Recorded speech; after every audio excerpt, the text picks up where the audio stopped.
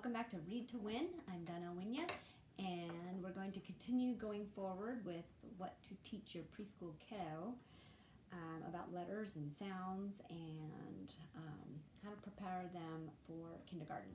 So last time I had a joke. My joke at the end of last episode was, why did the cookie go to the doctor? The answer is because he felt crummy. Get it? Okay.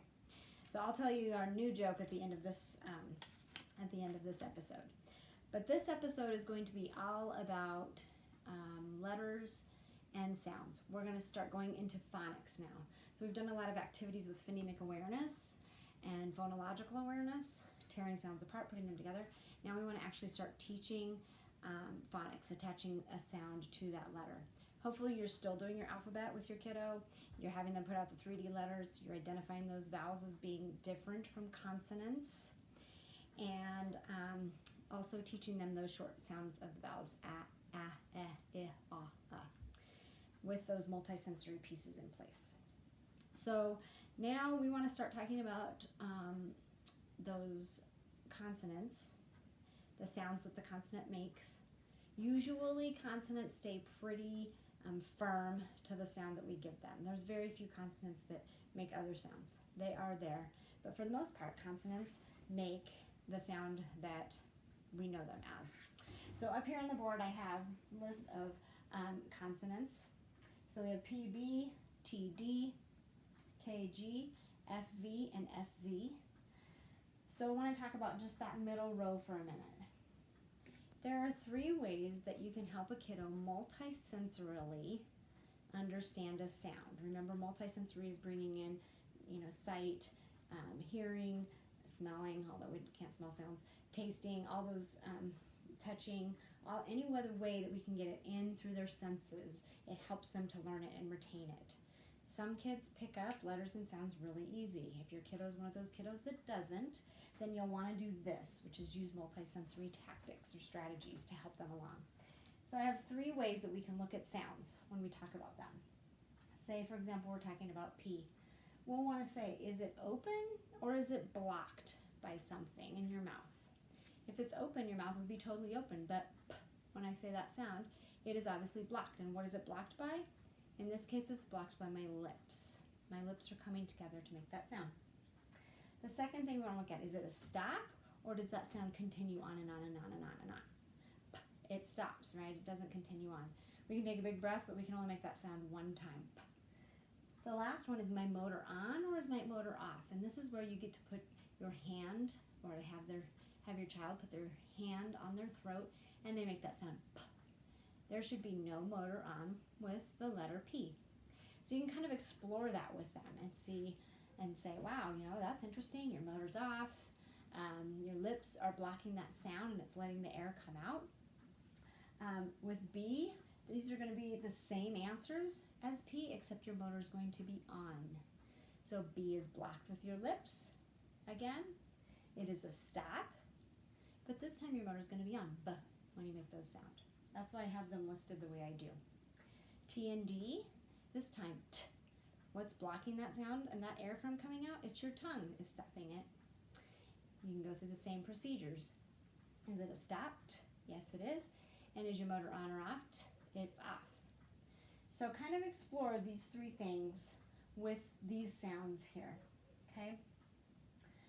You're going to come to some sounds that these 3 parameters do not help you explore that sound. They're over here. So W and H are, as you can imagine, airs. W, a little bit of air coming out, and it's coming from your tummy. It should be a little bit more hot, warm air coming out that you can feel. The last one, I tried to draw a nose, and I'm a terrible artist. So here's my nose. The last one is M and N, and they come through your nose. So if you plug your nose, you can't make those sounds. So plug it and it stops.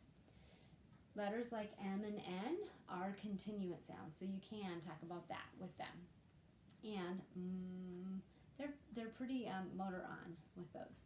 So kids love to do this. It's a great way to explore sounds and attach a multisensory piece to them.